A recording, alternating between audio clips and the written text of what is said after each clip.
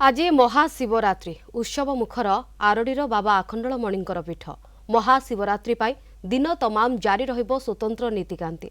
आज भोर 4टारू मंदिर पहुड़ खोला हेबा परे प्रथमे मंगल आळती करा जायथिला, परे कनिका राजा और पालिया सेवकंकर पहिली भोग लागि होइथिला। एबे चलीछि साहाण मेला दर्शन। भक्त माने बैरिकेड रे आसी बाबा मणि को दर्शन करुछन्ते। शांति श्रृंखला पाई 25 प्लाटून पुलिस फोर्स मुतयन होइछन्ती। सेपटे बाबा आखंडलमणिंकर कुंड पादुका पान कले बड़ बड़ रोगरू मुक्ति मिलिथाय बोली विश्वास रहिछि। आरडी आखंडलमणि पीठ को जी आसी से निश्चित भाव ये जो कुंड पादुका कुंड चंदुक पान कर कारण भक्तों गोटे प्रगाढ़ विश्वास जेकोसी रोग होता ए कुंड चंदुक जदि पान कर निश्चित तादू आरोग्य मिले। आम सहित अच्छा सेवायत कथा कुंड जल महात्म्य कौन।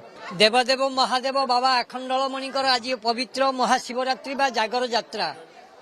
आखंडलमणिकर जो अलौकिक घर्षण दूध क्षीर महू फल मिश्री जेते प्रकार अमृत जिनिस बाबा का मस्तक घर्षण करा जाउची।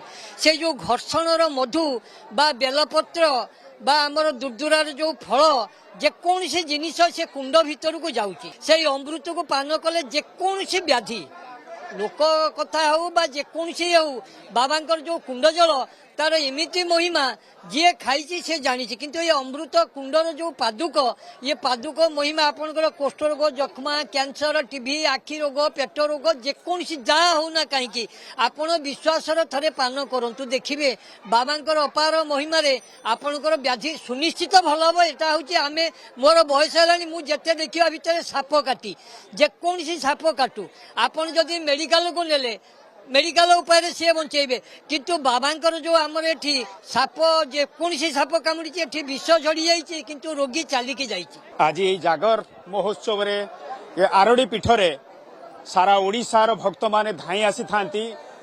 आंकर गोटे महिमा अच्छे आखंडलमणि पाखरे ये पादुको जे पाइले निश्चित भाव में तांकर आरोग्य कामना लाभ हुए एवं बोतल रे हो बा ग्लास रे हो बा कोनोसी पात्र रे हो से नहीं कि घरे तांकर सबुदिन पाई रखती। सकाळू नित्यक्रम सारी ठाकुर को पूजा कर साइला परे से भी घरे रखी से पादुक पाती। यह आखंडलमणिकर गोटे अलौकिक कथा। असंख्य रोगर मुक्ति पाइबा सब बाबा कुंड पादुका आम पान करूँ।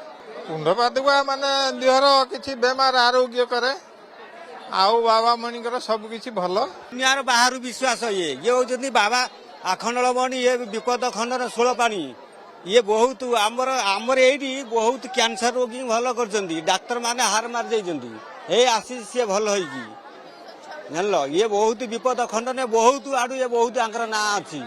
आरडी आखंडलमणि पीठ देवाशीष पाड़ी कलिंग टीवी।